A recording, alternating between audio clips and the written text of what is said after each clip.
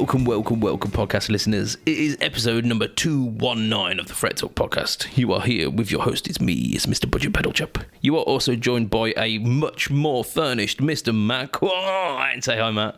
Hi, Matt. Well, hey. I mean, we have to like celebrate the fact that you now have furniture. Yes, it's amazing. Actually not living just in an office and a bedroom is fantastic. Like having a sofa that you can sit on and relax and a table to eat at that isn't also where you work for 8 or 9 hours a day. Like, yeah, absolutely fantastic. I mean, that's illusion of freedom, that isn't it? Where you have to eat your food at your work desk, essentially. Yeah. There is no escape. Yeah. It was the case, and the worst thing is because you're right next to your work laptop, it's really easy to just go, "Oh, I could have done this," and then you just end up fucking doing stupid amounts of overtime. That's not actual overtime because you're eating and chatting to your partner and whatever, but you're still also doing 20 minutes of work here and there, and actually you're not even supposed to be thinking about it. So it's nice to have that separation. Indeed. I mean, I'm starting to think this was a conspiracy that was masterminded between Marks and Spencer's and your workplace. Can we get a couple of weeks of like super productivity out of Matt? Like, yeah. Say no more. Possibly. Yeah, Marks and Spencer. Say no more, fam. Yeah, finally all in. We've got a TV unit, and I celebrated by buying a TV. I mean, yeah, of course. Why would you not? Yeah, so brand new 55-inch TV that doesn't quite fit on the TV unit, but it's close enough that it's not falling off, so it'd be all good. Absolutely. I've just noticed that I've got fucking, what they call patch cables underneath where my feet are, so I do apologise to any of the listeners who can hear like a little scraping sound along. It's my feet. I'm trying to get comfortable, and there are just patch cables that are just slightly where I need to be. Yeah. I suppose I could turn my chair a little bit, but that's going to be noisy as well, isn't it? Yeah, or you could just like kick the patch cables out of the way. Yeah, I was trying to avoid that. Yeah, well, the one ends in a pedal. But yeah, I was trying to avoid like making excessive noise, but you know what? I'm going to just lean straight into it and talk about it instead.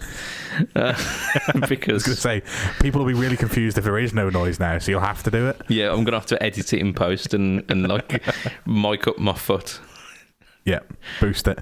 So yeah, so there you go. That's a little peek behind the curtain for you Fret Talk listeners. Today we have got a absolutely wonderful show. Therapy session, where we will be talking about it's almost a guitar special this week because there's not a great deal of pedal news, but there are some interesting, outlandish, just some really, really strange guitars that have been announced this week. So I figured we'd go for a theme. So we've got who have we got? We've got Fender. The theme for the Fret Talk podcast is finally instruments with frets. Indeed, yeah. Like it's only taken 219 episodes to get there. Fuck me, it had to happen at some point, didn't it? Oh dear. So yeah, I mean we've got a Fender release, we've got a Gibson and an Epiphone release, and I think there's a Schecter as well. I think we might mention the Schecter first actually, because I'm a little bit excited about that one. But anyway, before we do any of that, we've got to kind of massage our own egos and divulge what we've been up to this week, haven't we? Suppose we better had. It is tradition, so we shall. So Matthew, I don't think I've ever referred to you as Matthew before. Feels weird. I know, it's strange. I don't like it. I'm going to stop. Matt, what have you been up to this week?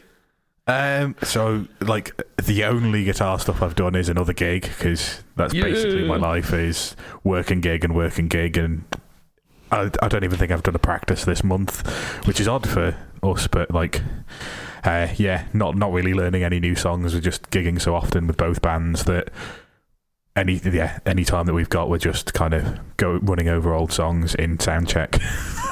Yeah. Yeah. So did a gig Ironically, at the venue where I lost my analog man to a drunk twat. But obviously, it's a function room, so completely different crowd. This one was actually for a local charity, which is Crossroads Caring for Carers. So it's like an association that is put together to kind of give care in the case where you're like a live-at-home pet carer for your own parents and stuff, and they support you, and they would go in and give care whilst you can go and have some time to yourself, and they support you in different ways and stuff. So they had a big like a fundraiser ball. Nice. And we were the act that went on for the end of the fundraiser ball. So yeah, cool. It was pretty good. It was the room. There was 200. It was full capacity, which was 200 people. But everything had kind of overran, as they do at this kind of event. So we were due to go on at 9:30, and dessert was being served at 10 o'clock.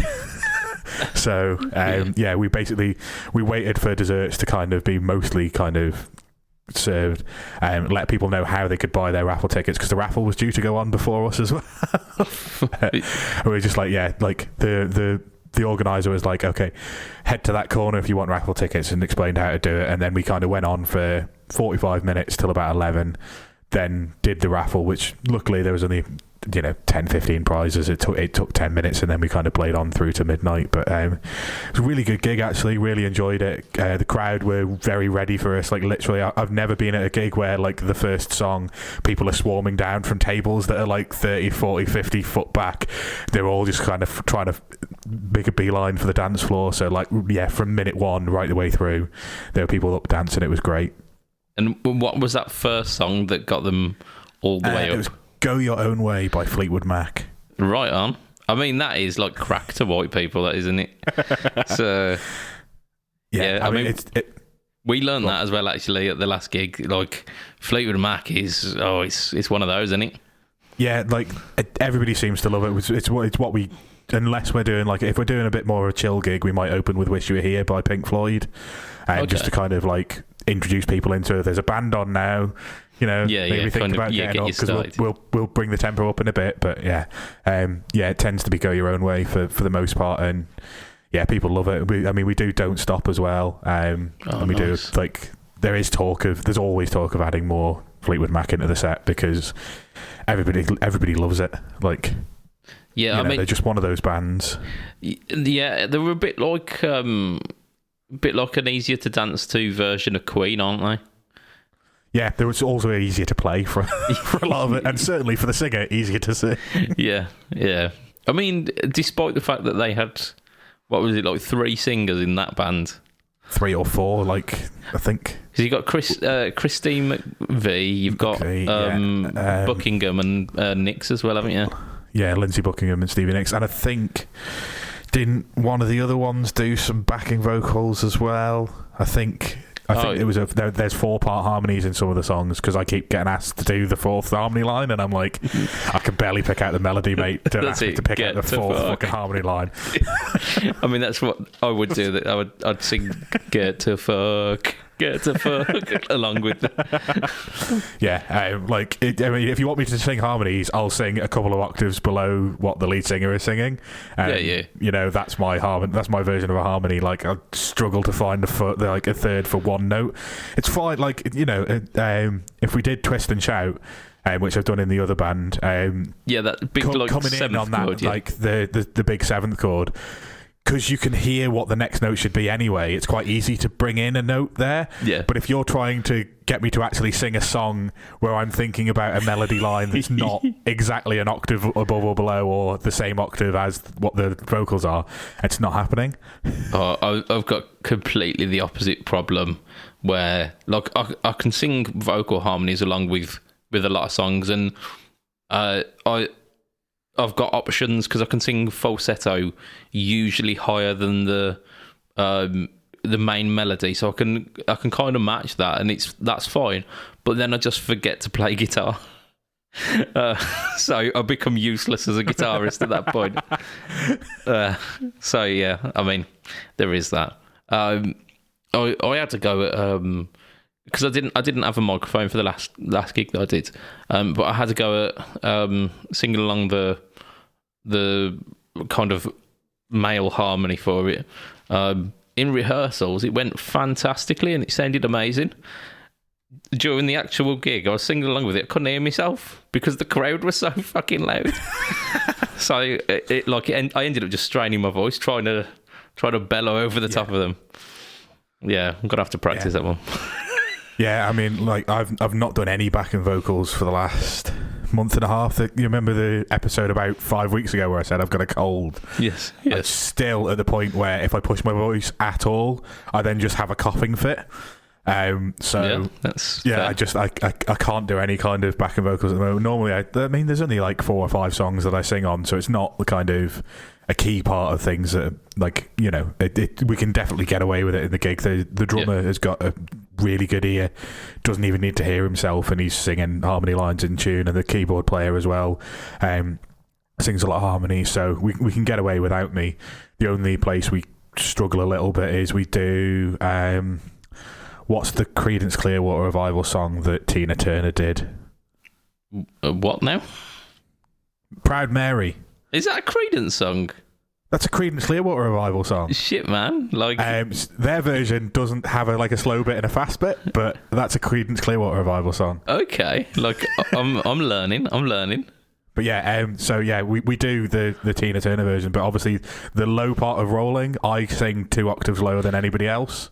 Did you do the counter melody at the start where it's low and it's but the good job in the city? I don't actually. I just like the keyboard player because I generally tend to be like either tuning or doing something else in that bit because I'm not playing guitar. And he can go fairly low for it. It's not as low as it is on the record, but yeah, he's better at doing any kind of harmonies, and sometimes they'll move apart and then come back together. Because both him and the singer are really good singers. But yeah, the only time I ever notice when I'm not singing that anything sounds a bit wrong, well, not even wrong, just different. Is, it just sounds a bit flat for the rolling. Because I'm so much lower than everybody else. Yeah. Just because my voice is obviously fairly deep. Big old manly voice.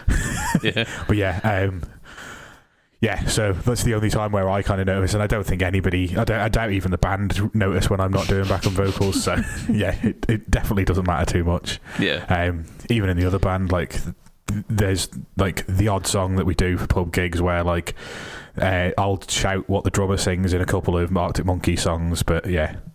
Nice. Like, yeah, we don't even tend to do those for parties. Like they're more like, you know, like I can't even remember what the songs are now. I think it might be Teddy Picker's one of them, and Fake Tales of San Francisco. But like it's all lines that either they're songs that we don't do for parties and stuff, or it's lines that other people can pick up fairly easily.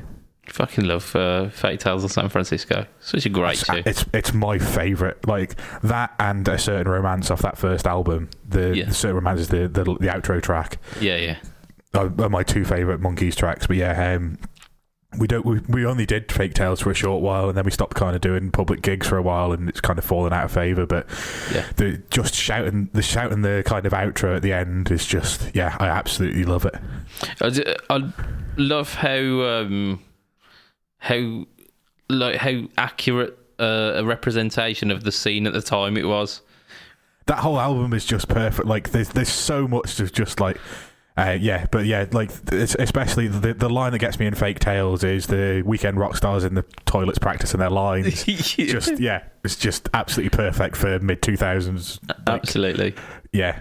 I knew like tons of because like I used to be on the kind of the music scene when I was in my like early 20s, and there were so many kind of metalheads / kind of like the kids who liked grunge when they were in school. There were a bunch of those who then like they cut their hair and started wearing cardigans and fucking skinny jeans. And that song just reminds me of all of those like kind of trend following fuckheads essentially. Yeah and that whole album, like I'm pretty sure the story behind it is like a lot of it was like taken from Alex Turner did an English degree at university, and like part of his thing was to like analyze the local like the local like nightlife scene, and you hear it in quite a lot of those songs on that first album. Like Red Light Indicates Doors Is Secure is another one where it's like just basically an analysis of a night out in Riot Van. Riot Van's another good one. But yeah, like all of them are just kind of like an analysis of a night out in Sheffield at the time. Yeah, and they absolutely crack on. Like, it is just 2000s Britain, isn't it? I fucking love Mardy Bum as well from that album. Absolutely love that tune. Because it is, it's so British. Yeah, it is. There's a really good version of Mardy Bum that they did at Glastonbury the last time they were there, where like he cuts it right back, and it's a very different song, but it's fairly soulful. Like, it's pretty much just him and a guitar for like the first part of it, and then they kind of build it into a crescendo with like a string section behind it, and then pull it back out again towards the end. But yeah, I that entire album is probably my favorite album released during my lifetime. Yeah, I mean, I can't fault it. I listen to it from start to finish without moaning, without skipping a track. Yeah, absolutely. And like the ones that were charting at the time were like Better You Look Good on the Dance Floor, When the Sun Goes Down. When the Sun Goes Down, those two, and you're like, oh, this is kind of upbeat and punky. And then they had more substance to it with the slower tracks, and the album just, because I come to it really late. Actually, I come to it probably about 10 years after it was released, because of those kind of kids who had kind of shifted in the scene. And I was like, I don't want to be those guys. I'm gonna I'll fuck the Kooks, fuck like Kasabian and all of these kind of guys. And Arctic Monkeys got lumped in with that. But I'm so glad that I picked it up later, because it's such a wicked album. And then the one that followed as well was really good as well. Yeah, Fluorescent Adolescent. Was that the album? Is that no, it's not. Is that just a song on it? Yeah. But the one with Fluorescent as an Adolescent on. Yeah. I can't even remember what that fucking album's called now. That's going to annoy me. But yeah, those first two albums and their fifth album I really enjoyed as well. There's a couple of songs on their fifth album that weren't great, but 3, you could really tell that they tried to take a different direction, and it just kind of... It was fine. It was all right. Like, I think that was the one where Josh Homme had first come in to help produce, and then he pretty much like half wrote half of the second album with them.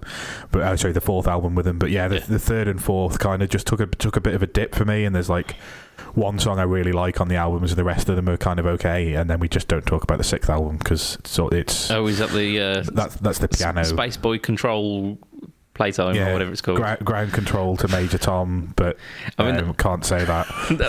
That's the album you can really tell that Alex Turner did an English degree on, isn't it? It is, and it's he basically had decided that he's David Bowie, and he's not quite as talented as David Bowie was.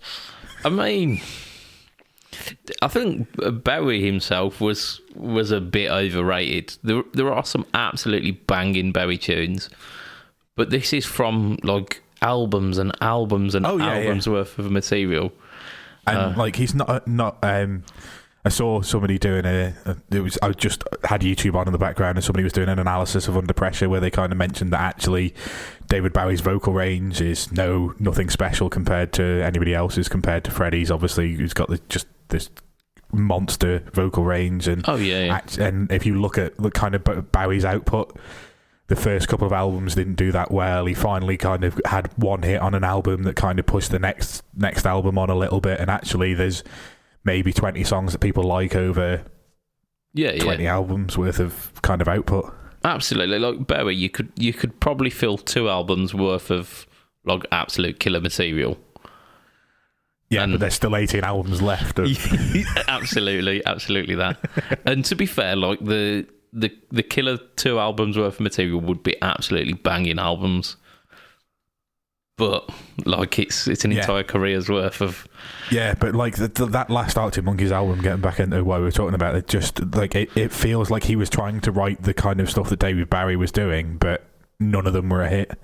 Like, it just there wasn't one song on that album that I could hum you the melody to. Yeah, they were all very avant-garde, weren't they? It was all very kind of that episode of South Park where they all buy Priuses and sniff their own farts. It had an air of that about it. I mean, like it reminded me of a different episode of South Park. They do a Guitar Hero one called Guitar Queero, and he just reminds me of the kid who was playing Guitar Hero acoustically. And I was just like, yeah, that sounds like what Alex Turner's kind of got to at this point. He was like, yeah, I'm stepping away from the old style, and I'm taking it this new route, and I'm going to do it acoustically. But obviously, it's a fucking Guitar Hero controller, so it's just click, click, click, click, click, click. Absolutely. I mean, the fact that we can arrive at two different South Park episodes from this one chap, just like completely. But I'm sure we were talking about something. Sorry, I did a gig. Circling it back around. Actually, had a bit of problem in that my Origin 20 started making some fizzing sounds instead of music sounds, and I actually had to crank the balls off it to get any volume, but to the point that my clean sound was overdrive, so it was a good job I was supporting it with the Hayden, so I could kind of I still haven't actually taken it out of the van, but I need to bring that in and have a look at that, bearing in mind that I've also got a gig the day after tomorrow. I mean, if anything makes an amp work better, it's leaving it in a van. Yeah, absolutely. The water helps join the whatever joint's broken. Yeah, well, it also helps my kitchen fucking ceiling. Oh, yeah. I need to try and sort that out because just all of my amps just are having problems at the moment. I've just had a nightmare kind of few months with the Vox going. The bass breaker that I bought took a tumble when we were moving, so no longer works. That was my own stupid fault again. Just not carrying it cleverly enough and kind of fell off my shoulder onto the floor and now is silent. Ooh. And this comes on the same day that Chris Wilson posted in one of our groups, bass breakers are an absolute bastard to work on. Yeah. Ooh. Like, yeah. No, it might end up being parts. Yeah, well, like, basically, I mean, like, bearing in mind that I've also got the Hughes and Kettner that I never talk about because that's got a short in it that needs looking at. I'm just going to have to put all of my amps in the back of a van, find a tech in the UK and drop them at the tech and just go, contact me if any of them are usable ever again. That's it, yeah. If they work, make them work, please. Yeah, because I mean, I've still got the Haydens, so I've still got something, and I've also got the Simplifier, and I'm actually in two minds about just buying an FRFR speaker. Yeah, and just running that as running the Simplifier into that, and then sending a signal to the desk as well.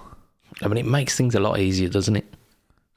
Yeah, but I mean, it goes against everything that I've ever said in my entire life. I mean, yeah. To be fair, like, it's probably a good backup option, though. Yeah, I was mulling over the idea of like running the HX Stomp into one of the guitar amps that I've got and just running it into the effects return, so that you can basically get all of the tones from the Stomp and then using the speaker as just a speaker, really. Yeah. But I resisted that urge and ran with my old like Wix 4B12 pedal board, like really, really DIY fucking pedal board. But yeah, it's very tempting. It really is very tempting. Yeah, I mean, I'm really tempted to just break down my entire board and set up a simplifier board and just have an FRFR, and then when my amps are fixed, revisit it again. But like, I could quite easily just set up a board that was just everything running into the simplifier running into either an FRFR, or if we're at a gig where they've got decent enough monitors, straight into the desk. I mean, you don't necessarily need to do that. If you've got an amp that the speaker works on, just take the cab sims off it, straight into the speaker, and there you go. Yeah, I'm just trying to think if I've got anything that's got an effects loop. I think the only amp that I've got that's got an effects loop is the Origin. Oh, okay. So I don't think that's a solution. Okay, yeah. All right. Yeah. FRs aren't particularly expensive. But yeah, no, it's like the headrush ones, which people actually say are pretty good. Like you've got a choice between an 8-inch and a 12-inch one, and they're like 220 quid and 280 quid or something. No, that's not bad at all, is it? Really? Yeah, I mean, when it's that, I'll spend like what I really want is another AC15 C2, and they're $799 now. So. Quite a different price jump. And like the other thing that I've been doing is like, oh Matt, you turn 30 in like 2 weeks time, why don't you just buy a really nice amp on finance? I mean, I'm just like I spent an evening where I just was struggling to sleep, just scrolling through the Peach website, and I'm going, can I really justify buying a $4,000 amp on finance? I'm like, no, Matt, you can't. Stop looking at this. And I'm like, but it's a 2-rock. No, but it's a 2-rock. No. Oh, look, a Friedman. No. I mean, I can see where this kind of train of thought will eventually pull into station. And you're going to have a graveyard of broken amps, and then this beautiful new. Yeah, well, I mean, like actually, what's still open on a tab on my phone is a Moog AC20. Ooh, I mean, and like the best thing is though, completely out of stock in the UK for all of their shit, all of their things, and all of them have got 3-month lead times on the combo. The heads aren't a 3-month lead time, but the combos are. There you go. I mean, that saved you for at least 3 months. So I should probably talk some about what I've done this week. And I've kind of alluded to the fact that the gig happened, and I did the gig. Woo! And I took a leap of faith with the gig. Like I've obviously had the bits where things went out of tune and bits where things didn't go as planned. But I took a leap of faith with the amp. I bought along both my HT5 and my Classic 30. Classic 30. I left the Classic 30 in the car as a backup and gigged the HT5. Okay. Because I wanted to see if it were possible. But you play funk songs, right? Yeah. So you need quite a clean sound for that. So you went for the lower headroom? Yes, I did, yes. Interesting. So how it worked out, I mean, because we've got our own PA for the band, essentially, so it's always going to be mic'd. And okay. I had it on the clean channel, probably about 2/3 up. Now, I have run the clean channel completely full cocked before, and I know that once you get past about 2/3 up, the volume doesn't get any higher. Yeah, you're just driving the tubes. Yeah, so it doesn't necessarily start adding gain, but you add a bit of compression at least. Yeah. So I was very much on that precipice. But also the fact that the amp was pretty much 2/3 like open meant that it was a really good sound. Yeah, that is the one thing. Like that's why I'm still looking at like 15-watt amps, is because I just want to crank them, and you can't do that with a 50-watt amp because people shout at you. Yeah, well, that's especially drummers and sound engineers. Yeah, well, yeah, that was my thought process. I was like, I'm sure, because like my one is one of the original HT5s as well, so it's got the 10-inch speaker rather than the 12. Yeah. So it really, like, if it were gonna struggle, it were gonna struggle.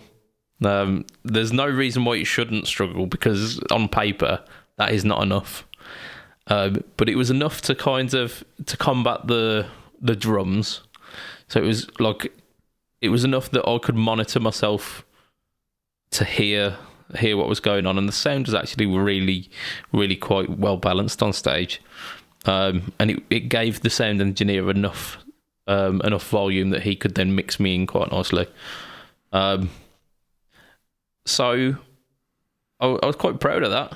Quite proud that I managed to get essentially a 5-watt amp to gig. Yeah. And like you say, it was on a clean channel as well. Yeah, that shocked me. Like if you were doing like a fairly rock set, and you could crank the preamp and the power amp, and just kind of like have it as the entire amp cooking at kind of everything at 9, then I'd have more expected it. But the fact that you've managed to get it clean and still loud enough. Yeah. I mean, I was pushing the front end a little bit, so it was kind of crunchy clean, with a Mojo like pushing the volume a bit more as well, and it worked beautifully. It just worked really nice. Cool. And like I say, we had a few hiccups that I will potentially look out for in the future. And because I'm starting to gig a little bit more now, I am seriously considering doing a rehaul of my board, because my board was never designed to gig. Yeah, it was designed to be a shelf for the pedals that I wanted to use, and it works very well for that. And the board itself actually is not too bad, but the Velcro situation is horrendous. Like, I keep having pedals falling off the board.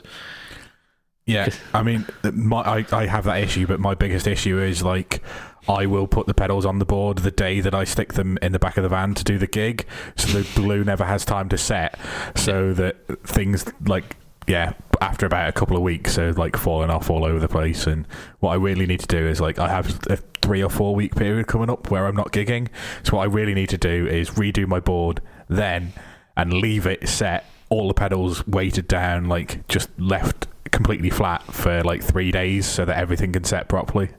Yeah, I mean, the issue I've got on mine, and it's mainly 2 pedals that are doing it, and they are they're Moog pedals, and I've not taken the because it's like a rubber backing on the Moog pedals, so I've stuck it directly to the kind of silver foil sticker that they've got on the back. Like I've stuck the Velcro to it. It's not particularly great Velcro as is, but what's happened is it's basically just pulled the sticker off. Yeah, pulled the sticker off, and then the pedal basically flaps then. Yeah. So I'm thinking, like, do it properly. Take the rubber feet off the back, because actually the resale on a Moog pedal isn't so much that I'm ruining it.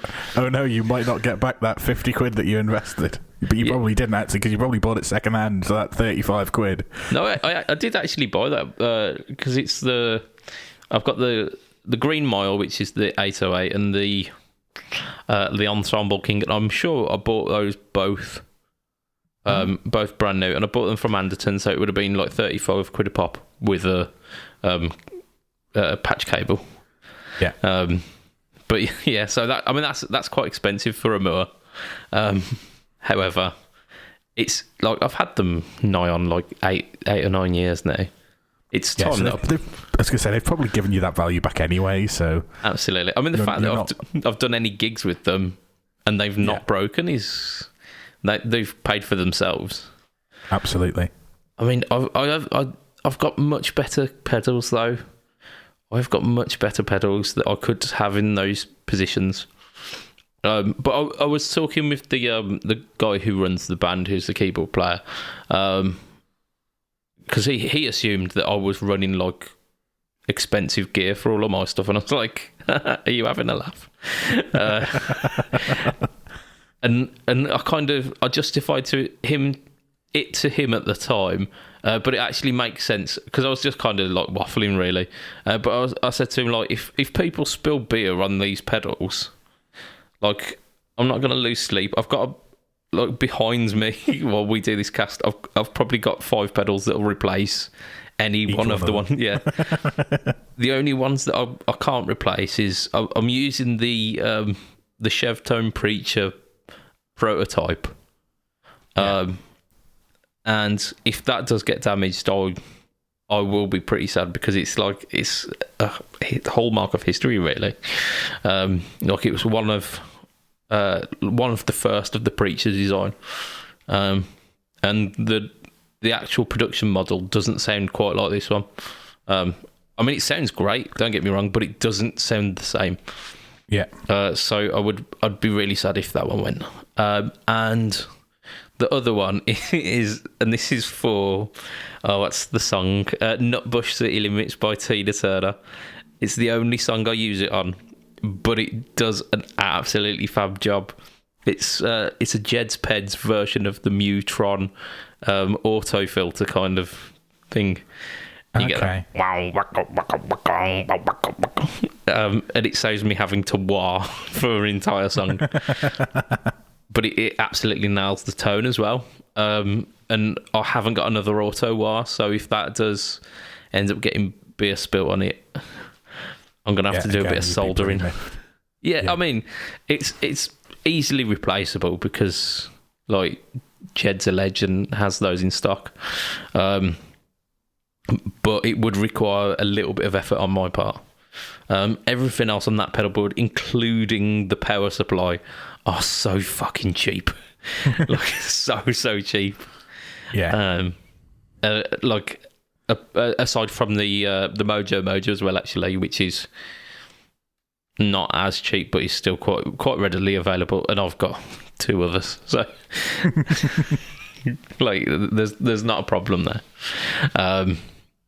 But yeah, I should probably get to like setting a pedal board and setting it properly. I think what I'll do is remove those the rubber kind of backings from the Moog pedals and invest in some 3M dual lock. Yeah, because everyone goes on. Highly recommend. Yeah, I highly recommend it. Like, it's definitely like especially if you actually bother to like do it in advance rather than doing it and then immediately standing on those pedals all night and then sticking it in the back of a van where instead of being weighted down, it's leant forward and the pedals are like dragged off by gravity. Yeah. Like, if you actually just like leave it on for a day for it to actually like stick properly, 3M is definitely the way to go. Just, don't fuck around. Hastily do it just before a gig, because then like I say, that's the problem I've always had though, is I've always done it. So whether it was Velcro or 3M, it's never the joint between the stuff itself. It's always the fact that either it's left in the back of a cold van and it's all leant forward and that doesn't help the glue, or it's just the fact that like I've put it on a pedal board and then I've kicked it for 3 hours whilst the glue isn't set, and then surprise the glue wasn't set and the thing's coming away from the pedal or the thing's coming away from the board. Yeah, but the attachment itself is absolutely spot on. Oh yeah, they're still stuck together. The problem is the fucking pedal falls off the glue. Yeah, to be fair, now you mention it, the Velcro will probably do all right, because it's never the Velcro. The Velcro is always stuck. It's fine. It works. It's the glue on the back of the Velcro. I was toying with the idea of like putting a solid sheet down rather than beams that I've got, and then drilling the specific holes that I need, so that I can have like all of the wiring going underneath, but then also have it cable tied to the board. Yeah, I've seen it done before. It's not a bad idea, but it's a bit of a pain to do, I think. But yeah, I mean, it's very final, isn't it? And it means that if you do it, you have to have been agreed on the pedal order and everything. Yeah, and it's got to be stable for a while, otherwise you're just drilling more holes every 3 weeks. Yeah. You end up with like a Swiss cheese board on the top, and then that ruins the structure of it. Yeah. I mean, this board hasn't changed a hell of a lot for about 5 years, so I think I'll probably be alright with that. Yeah, I mean, like, I had the thing today where my mum's just asked me, oh, what do you want for your 30th? And I was like, I haven't got a clue. And she's like, do you need anything for your pedal board? And I'm going, do you know what? I haven't thought about it for a while. So the answer's therefore definitely no. But still going to think about it. But I'm pretty sure I've got enough drive pedals to change in and out that I like, that I don't really need any more drive pedals. Yeah. But I don't think, but I've got the Hotcake, the Brexit, the hot coals. I've then got my 2 Chev tones. I've got the Hello Sailor stuff. Mm-hmm. I've obviously then got the Razor Dead and the 37 Effects Fat Guy Little Coat fuzzers. Like, I've got enough drive that even if I want to chop and change, like, I definitely don't need any more. I didn't even mention the Antares, so I've got the Antares as well. So yeah, I don't really need any more drive. Like, the OC2 is pretty stable as my octave pedal. Like, I don't think I'll ever change that. Could probably do with a more expensive phaser, but actually the phaser I've got sounds fine. I've got a new chorus on the way, so my Analog Man chorus, so don't need to replace that. The M5 that does half my delays, and I've also got the TC delay that I've got there. I've got the mini Hoff and the full size Hoff, so I've got enough reverb. So I don't actually think I need anything. Like, I've even got 2 power supplies underneath it, which is a little bit overkill, but it just means that if anything shits the bed, I can run all of the, rather than running the drives individually, I can run them all on a daisy, a daisy chain, and then still power the rest of the board. So actually, I think the answer's no. I know, it's a sad time, isn't it? Yeah. I mean, I've still got other pedals lying around that, you know, if worse comes to worse and I feel like making a change or whatever, I've still got the wah, despite the fact that it's not been on a board for 4 years. Yeah, but the moment you get rid of them all, like, you get rid of all your wah pedals, and then someone will suggest, oh, let's do this Hendrix tune, or oh, let's do this really, like, this song that really, really needs a wah pedal. Like, yeah. You absolute fuckers. Yeah. I mean, I'm going to need it at some point, so I'm not. Yeah, like I say, we've spoken about it before, but actually, despite the fact that I don't use one on the board, it's one of the last pedals I'd get rid of is my Crybaby. Yeah, completely. Yeah, I agree. And sometimes you just want to plug in a Crybaby and be an absolute tit with it, don't you? Yeah.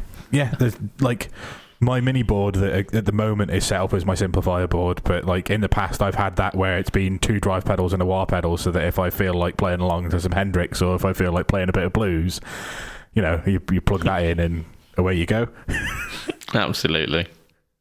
I've just our little kind of Nostradamus moment before this cast, we said, oh, we'll probably get like 40 minutes in before we get to it, even any news.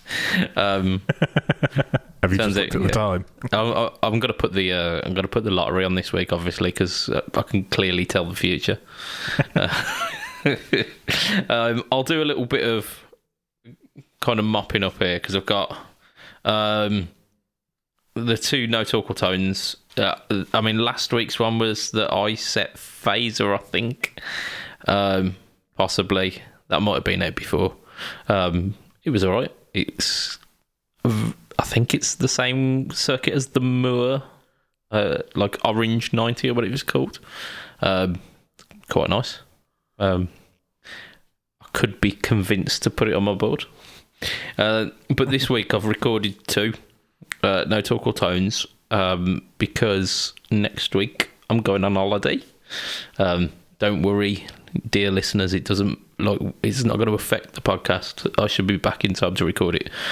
It does, however, put me out of commission for the most part of the week, which means I'll have absolutely no time to record any videos. So I had to do 2 this week. So I think the order that I've got them in is the Sonic Egg digital reverb is coming up last Friday. It's coming up this Friday for us, but it'll be the most recent one that came out. It's a 3-mode reverb, all of which are digital. I think it's room, hall, and plate, and basically it's the same algorithm, but the decay setting is like very short for the room, kind of medium for the hall, and then very long for the plate. It gets quite extreme on the kind of the plate mode with the mix all the way up. It's like it can get quite ambient. I think some people might like that. I preferred it when it was in that like kind of room 2/3 mix or hall a third, and you just got like a little bit of subtle ambience, and it's at a point where you're not necessarily sure if it's on or if it's off. If you switch it off, you really notice. Yeah. So I really dug it for that. But I think some people might get behind the whole really washy reverb settings on it.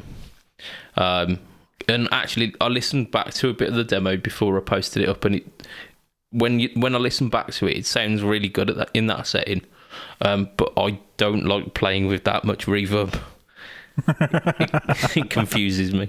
So there's that one, and there's like possibly the strangest pedal that I've demoed on the No Talk or Tone will be coming out this following Friday, which is 2 Fridays in advance for us, and it's the iSet acoustic simulator. Oh right, okay. I remember the old Boss one and expected it to be like that, which was very not good. I remember it being really shit sounding. I actually had fun with this one. It obviously doesn't sound as good as the Variax models. It's nowhere near in the same league. But I can see it being really useful for, like, if you're in like the kind of bands that we're in that do like covers tunes and whatnot, and you're mostly playing electric, but you've got a few tunes that really need like a plugged in acoustic sound, and you don't want to drag an acoustic along to your gig. Like, absolutely ideal for that. And the sounds were really, I'm not going to say really good, because they're not supposed to be. Like, acoustic simulator pedals aren't supposed to sound like acoustic guitars. They just don't. But it sounds enough like a DI'd acoustic that you'd get away with it. And for like, if you're doing like 3 or 4 songs in a set with it, I'd say absolutely. And yeah, I remember back in the day, these the Boss version was about 90 quid, and for 90 quid, I'm like, the sound isn't that good. It's not. Yeah, it's not 90 quid's worth of guitar. I had one of the AC3s, which was the later one, which sounded a bit better, but still. Yeah. Like, I picked it up second hand for 50 quid, and for 50 quid I was happy with it, but for 100 quid I'd have probably been like, yeah, let's just leave it. Yeah. I mean, you can kind of fake it to a similar degree, like putting it in position 2 or 4, rolling the volume back a little bit. Like, yeah, strumming with a lighter pick, maybe. Bit of reverb on. Yeah, exactly that. Maybe like a touch of chorus, just a very light smattering of chorus, and you're getting close enough.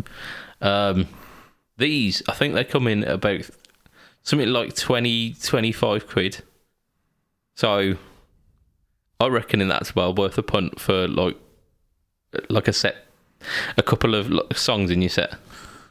Yeah, no, I completely agree. So, like, I was well impressed with that. And it's gold as well. Like, who doesn't want a gold pedal?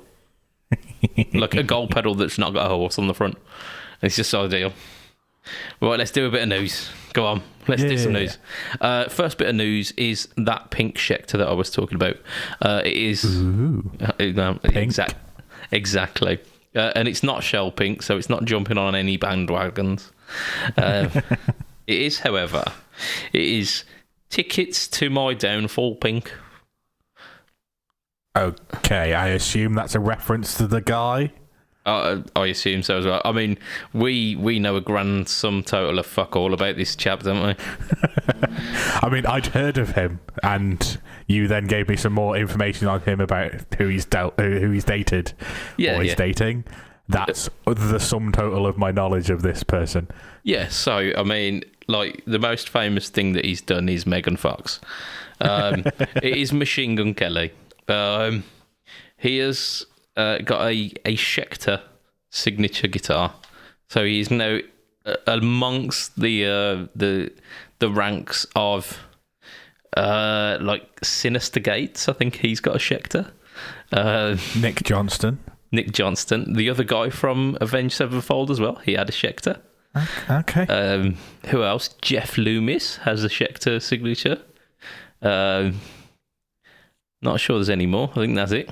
I haven't got a clue. I don't know Schecter very well as a brand. The only reason I know the Nick Johnston is because you were talking about how good it was, and I was then coveting one for the longest time. And you still should, because they are still fantastic. Yeah. And they also come in pink. They do. They do. But yeah, the Machine Gun Kelly signature, usually this is news that we would brush right the fuck over, because we don't know who Machine Gun Kelly is. I don't know, are we old? Is it the kids who were wrong? I think both of those statements are correct. Yeah, I don't think this is an either or. So Machine Gun Kelly, we think he's a musician. Don't quote us. Yes, well, I thought he was a hippity-hoppity guy, but apparently he's pop. But again, neither of us are really confident on that. Yeah. So the reason I wanted to share this one is because it's a Telecaster style guitar. Like, I love Telecasters. It's pink. Matt loves pink guitars. Yep. It's a single humbucker in the bridge. It's got a volume and a kill switch and no Esquire switching, so it's kind of like simple rock punk guitar kind of vibe. Yeah. It reminded me like so much of the Avril Lavigne Telecaster, like the Squire Avril Lavigne Telecaster, which like towards the end of its life cycle were going for like 90 quid, I think. They were just trying to get rid of them because no fucker wanted them, but then they got like a massive following afterwards because they were like put together pretty decent, and actually they're pretty bitching. Like they got pretty cool. Yeah, they got the two-tone pick guard on them. Like the fretboard was really simple. It had like a symbol of like one of the frets, I think, and that was it. So it got like this kind of real hot rodded look to it, and people realised that these guitars were like punching well above their weight. And it ended up being a bit of a cult classic. I think, and this is my prediction right now, I think these have that potential. I mean, these are never going to go for 90 quid because they are a much better spec guitar. So I think let's have a look at some of the specs actually. So older body, maple neck, carbon fibre reinforced maple neck shell-out ad, which is okay. So does that add anything to the? Yeah. So VGA guitars use a carbon fibre reinforcement rather than a truss rod. So it's so this is in replacement of a truss rod. On this, no. So this has got a dual action truss rod and the carbon fibre reinforcement. Okay. But I'm imagining it makes the neck as stable as, like, say, like a roasted neck. Yeah. So that's pretty awesome. It's 24 frets, like, that is what it is. And comes with a Schecter Pasadena Plus humbucker, which is apparently one of their USA-made humbuckers. As I mentioned, volume and a kill switch. They are Indonesian made, and they are $899. Okay. It's a bit pricey. Don't get me wrong. It is, but it's not like it's not out of the realms of anything else that like is out there at the moment. Yeah, I mean, considering the fact that Ed O'Brien was, I think that was just shy of $1,000, wasn't it? And like the Brad Paisley was over $1,000, and then like they were trying to sell the Monterey Jimi Hendrix Strat for over $1,000. Yeah, and they all ended up under $1,000, but they started at like $1,299 or whatever it was. Yeah, exactly that. Like, so this, although it's perhaps a bit pricey at the moment, I still think, like, in terms of the spec, is okay. It's definitely okay. Yeah, and it doesn't look hideous either. Like, I've no idea who Machine Gun Kelly is. Like we've been over, but I actually quite like the look of it. I've seen it a couple of times, and it it's a fairly nice looking guitar, and like it doesn't look like it's somebody's signature per se. It just looks like a single humbucker pink Telecaster. And I think that's the thing that made the Avril Lavigne quite a classic as well, because that was very, very subtle. I mean, it weren't like the checkerboard. The pickguard wasn't subtle, but it was a subtle signature. Yeah, and like at the end of the day, it's a pickguard for a Tele. It's not like you can't pick another one up if you don't particularly like that, but you like the rest of the specs of the guitar. Absolutely. So, what the Avril had, Avril had in. Sorry, my missus calls Avril Lavigne Avril Gavril. Not a clue why, but it just makes me laugh. What the Avril Gavril had going for it was that it was really cheap, and it actually really surprised people. This doesn't have that on its side, but I still think once like the production run of these kind of stop, I think people will be kind of jonesing for them. Yeah, and I think the other thing to think about is like, and I know other podcasts have talked about this in the past, but like big name pop stars or pop stars that are in the charts having signature models gets guitar more out there than maybe like, I mean, I'm not being funny, but if you asked a 14-year-old who Jimi Hendrix was these days, they probably wouldn't have a clue, but they might know who Machine Gun Kelly is, and if like they find out that he's got a signature guitar, it might just drag some people over, like Ed Sheeran's might have done, like the Taylor Swift Taylor, like that kind of thing. It's just maybe getting guitar out there into more people's minds. Like I'm not saying anybody's going to pick up a guitar purely because Machine Gun Kelly's got a signature model, but they might think about it a little bit more. Yeah, absolutely. And what I'm hoping is that like people from other like genres and people with other musical backgrounds go, actually, that's a pretty wicked looking guitar. Doesn't matter whose signature it is, I'm going to go for it. Yeah. Much like the gym route is like these days. Yeah, you see them everywhere now. Absolutely, and that's because they're a banging spec guitar and something a bit out of left field, and I think that's what this is. I'm well up for it. I'm not going to buy one, but I'm well up for it. I'm like championing this. I'm saying 10 years time, Machine Gun Kelly Telly is going to be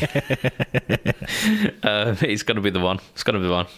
Right, going from a guitar of generally affordable specs to Fender Custom Shop. Whee! Yeah, Fender Custom Shop. They have so under grand as well then. I mean, sorry, under 100 grand as well then.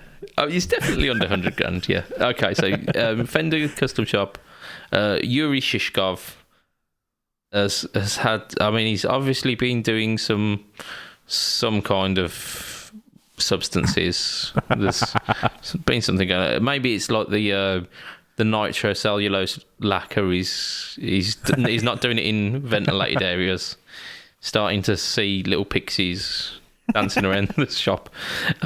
He's come up with an idea, hasn't he? He's went, you know what we need in the Fender catalogue, the Custom Shop Fender catalogue. We need a limited run of violin Telecasters. And someone at Fender went, yeah, that sounds like a fucking great idea. Let's do it. So the famous violin manufacturer, luthier. What was his name? He was an Italian chap called Stradivari, I think it was. The man behind the Stradivarius violins. Even if you are not a violin connoisseur, you will probably have heard of the Stradivarius violin. Yeah. They go like there's so few in circulation at the moment because it was one guy who was making these violins by hand. They go for upwards of $1 million for these violins, and Yuri Shishkov went, I'm going to get on that train, and decided that they needed to make a Telecaster. that had similar specs and was like similar woods and all of this to the Stradivarius violins. Right. The first thing that I'm going to pull up on this, they have called it the Violin Master, and it is a Telecaster-shaped violin.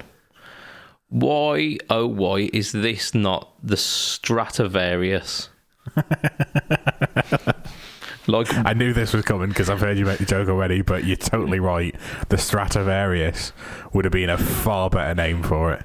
I mean, I would be fully behind it. Like, if they went that committed to the pun, I would.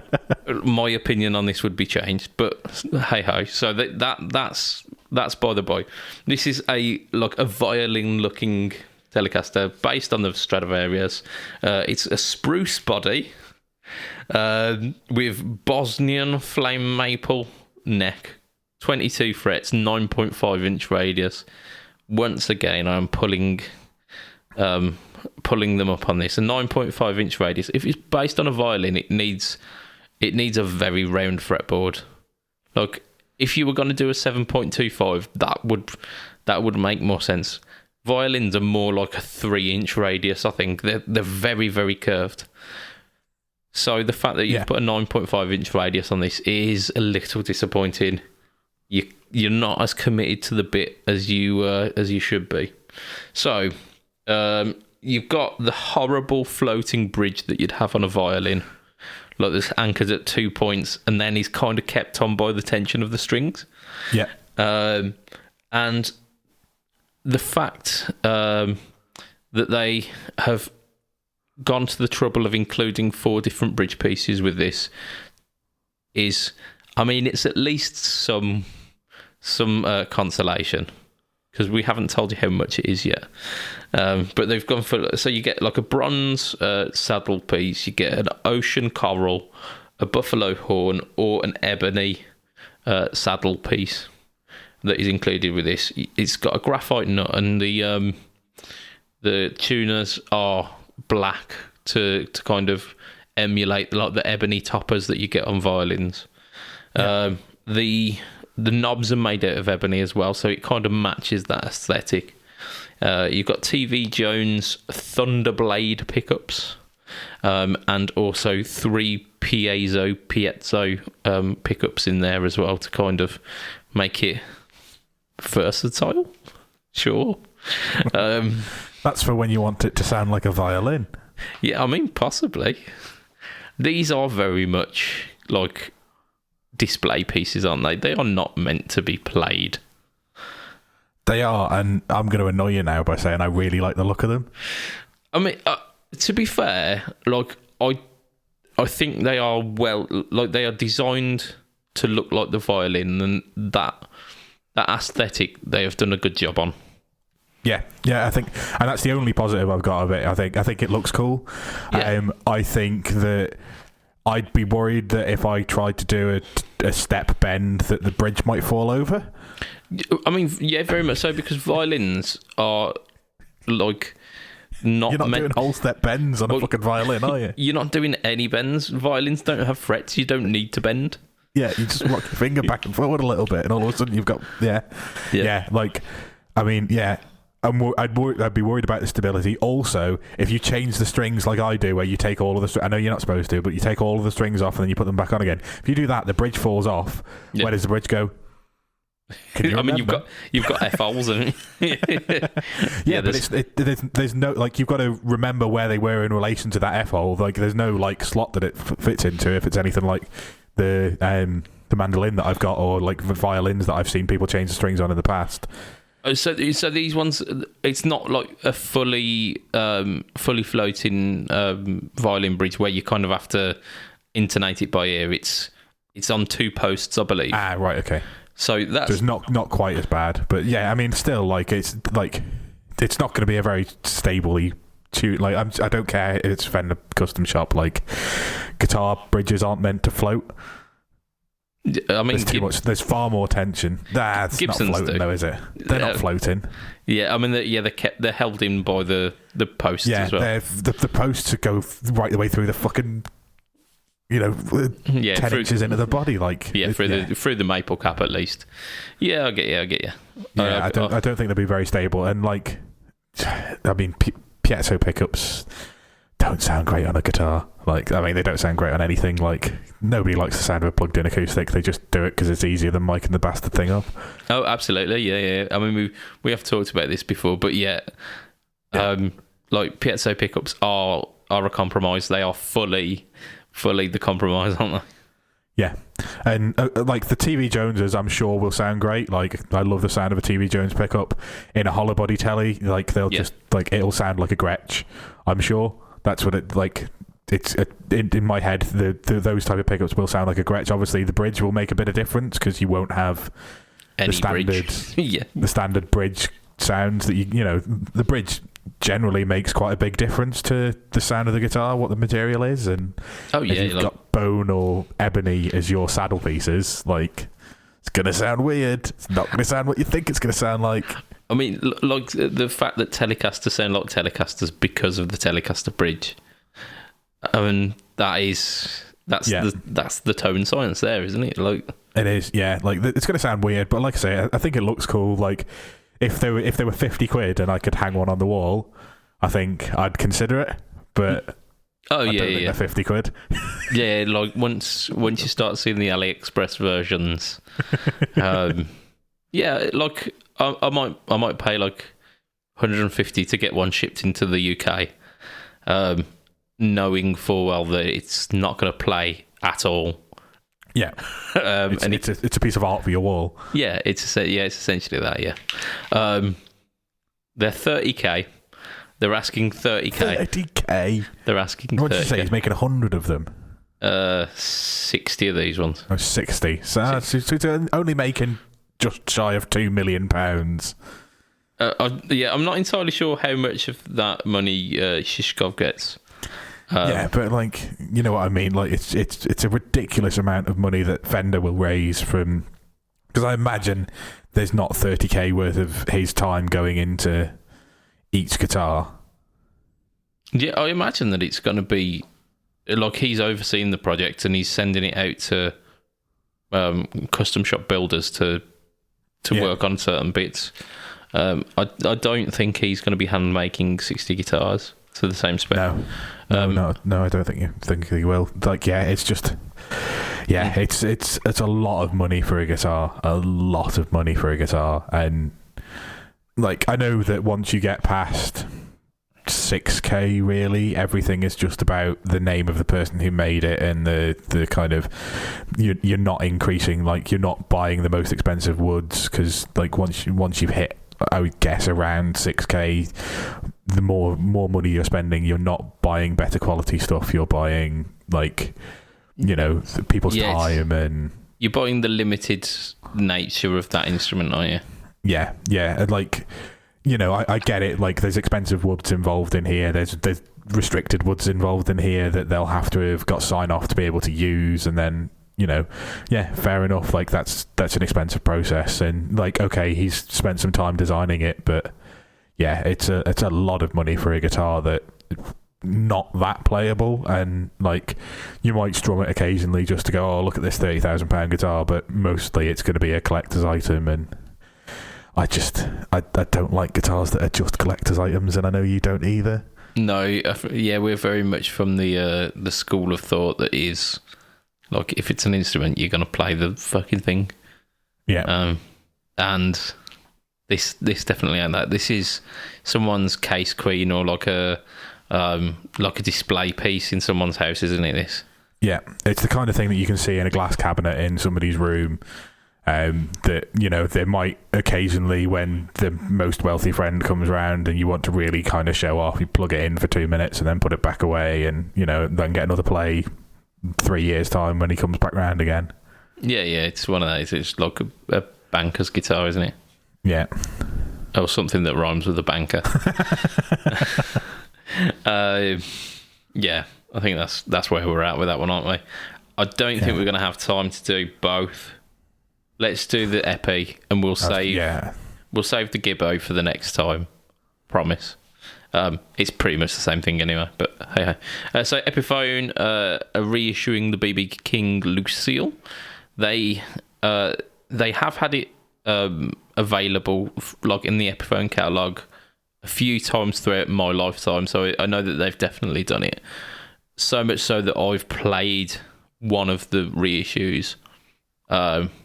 This one's obviously the new take on it, so it's got the new Kalamazoo headstock.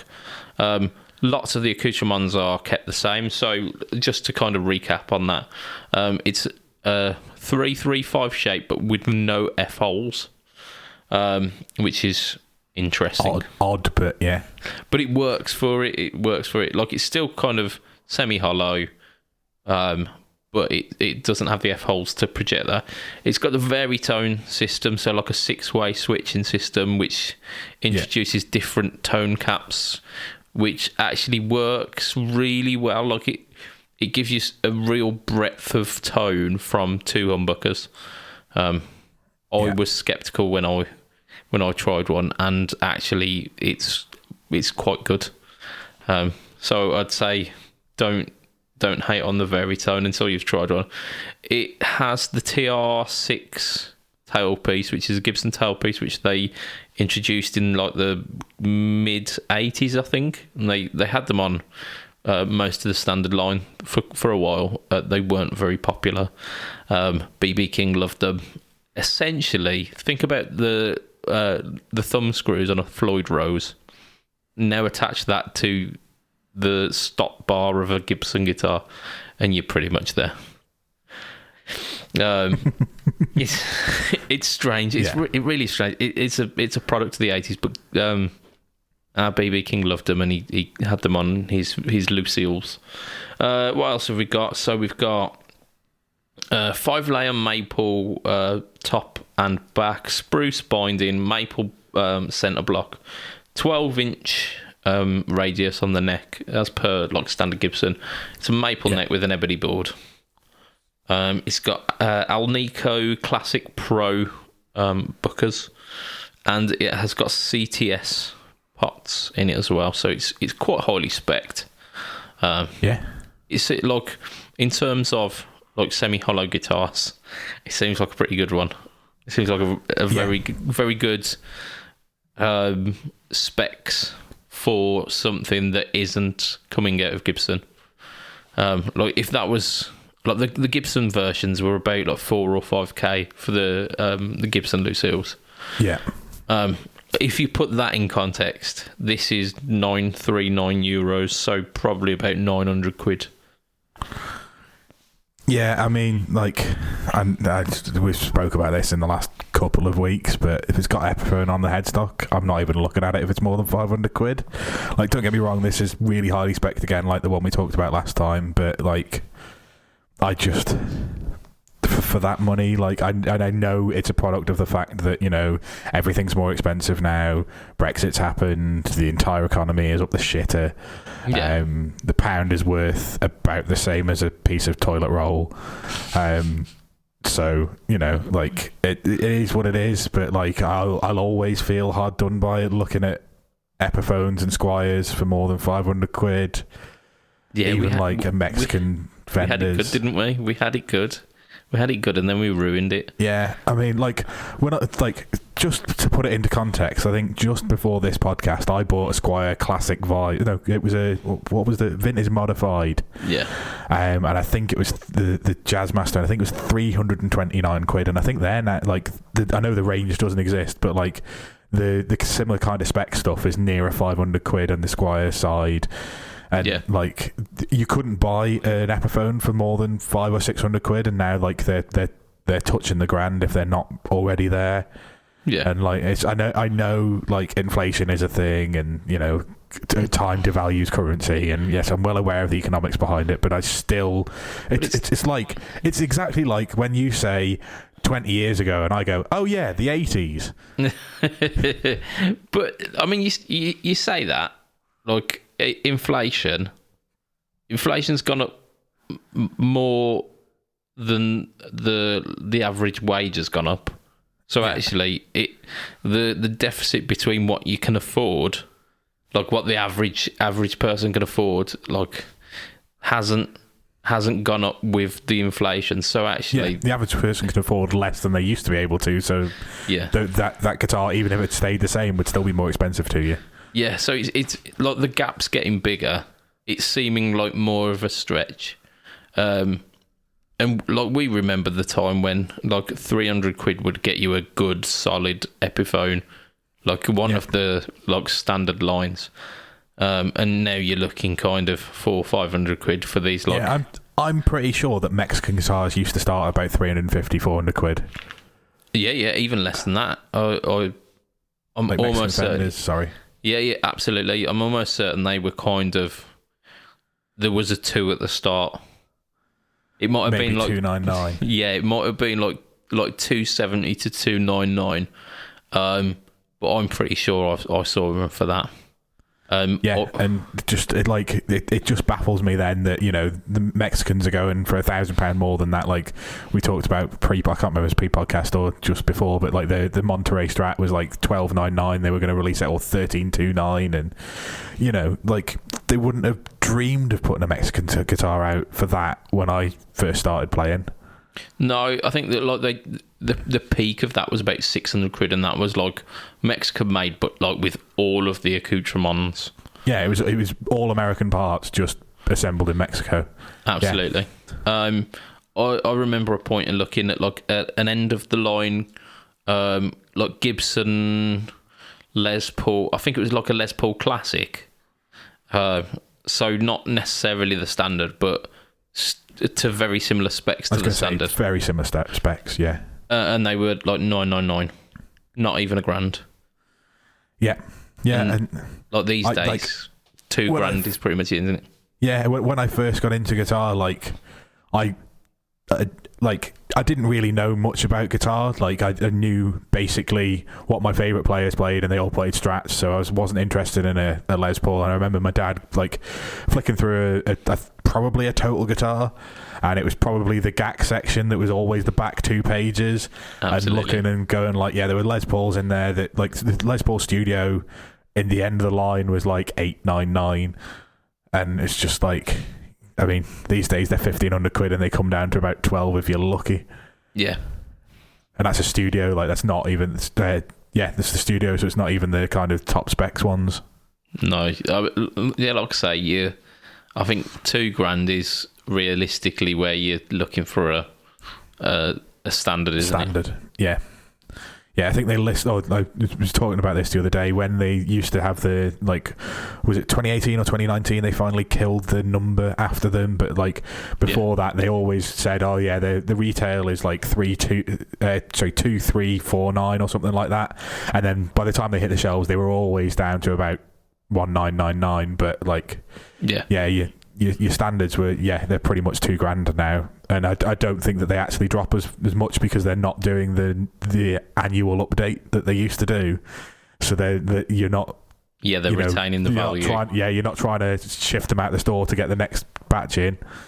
So, it wouldn't surprise me if they're still on shelves like at 2,300, 2,200 for a Les Paul standard now, which is a lot of money compared to what they used to be. Oh, yeah, it's too much. I don't think they're worth it. I don't think they're worth that price. But there you go. We've put the world's to rights. And we talked about the Lucille a little bit as well.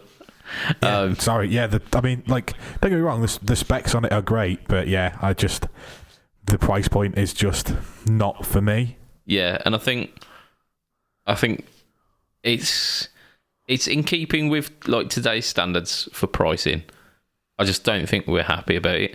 I don't think we're happy about pricing across the board, and it's not just this guitar. So I'm sorry that we're pointing the comments at the BB King, but actually bring it in at like $650, and we'll be happy. Yeah, we can talk about it some more. But like the thing for me is, you can pick up a Japanese Tokai for that kind of money from the 90s, and I've now played a couple of them, and I'd never really I'd seen people raving over them, and But I've now played a couple. The bass player in the newer band has I played actually a 335 copy, and if I was going to spend 900 quid and it was a choice between an Epiphone or that, it wouldn't be. There's no choice. It would be the Tokai every time. Oh yeah. Like some of those kind of late 80s, early 90s Japanese reissue kind of things like the Bernies and the Tokais and the Orvilles. Yeah, absolutely phenomenal. And that's the kind of price range they're sitting in. It's like they're now competing with the high end Epiphones, and I'm sorry, but like if you can get your hands on one, I'd be picking one of them over an Epiphone every time. And the beauty behind buying one of those as well, you're getting a guitar that's like 20, 30 years old and has got like all of that beautiful natural wear. Yeah, it's been played in. It's been Oh, and because it's, it was kind of trying to be a faithful reproduction, whether it was a clone or not is, people's things, but it's not got 3 inches of lacquer of, what's the one that's not nitro, of polyurethane. And that's always my big thing with the Epiphones is they never feel right in the hands to me, because it's 99 times out of 100 they've got like 1.5 inches of polyurethane between your thumb and the actual wood. Yeah, and there's argument that kills off the natural resonance of the wood as well. But I think all of that is conversation for another time. I reckon it's time that we lay this podcast down and we leave it where it be. It's been an absolute pleasure this week. I've really enjoyed just ripping into some guitars. And like 40 minutes of us talking about ourselves. It's been fantastic. So thank you, Matthew. Thank you. Thank you, listeners. Thank you, Patreon backers. You are amazing. You are the people who keep this podcast running. And those people are as follows. Let's see if I can remember without the book. I've only got 6 people. How do I forget every week? It's Mr. Andrew Bimpson, Mr. Adam Yeomans, Mr. Doug Christ of 37 Effects. I was going to say Chefto, and then he's not a Chefto. Mr. Doug Christ of 37 Effects, of Masters of the Cinematic Universe, and of the Just Surprise Me podcast. We have got Mr. Hugh G. Rection. Yeah, we do. We've got Mr. Ben Fletcher of Fletcher Pickups, and we've got Mr. Brian Gower of the Tone Jerks podcast, and soon to be of the Second Button podcast. I believe they've recorded the first episode and it's going to be released very soon. I will be tuning in, defo. If you want to catch me online, I am Mr. BudgetPedalChap, and you can find me at Twitch, Twitter, Twinstagram. No, you can't. You can find me at Facebook, Instagram, and YouTube. YouTube is the home to the No Talk All Tone series, which, as mentioned earlier on, is going to feature some pedals. It's going to feature the Sonicake IR. It will have already featured the Sonicake IR, and then this week will feature the Acoustic Sim by iSet. And Matt, you are at Twitter and Twinstagram. Yep, heel_Matt Q. That is it. I think it's definitely time to wrap up the podcast for this week. It's been a pleasure. It's amazing. Good. It's been a good one. I'm feeling this one. So from myself, Mr. BudgetPedalChap, from Mr. Matt Quine, say bye, Matt. Bye, Matt. Well, hey, he did the thing.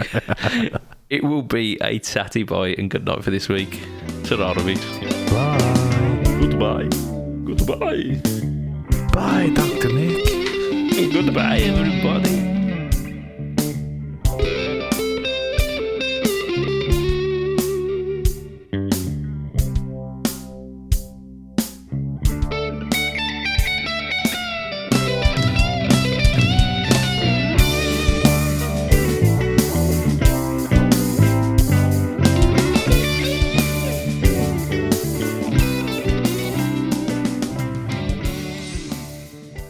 Where does a musician live? I don't know. A flat.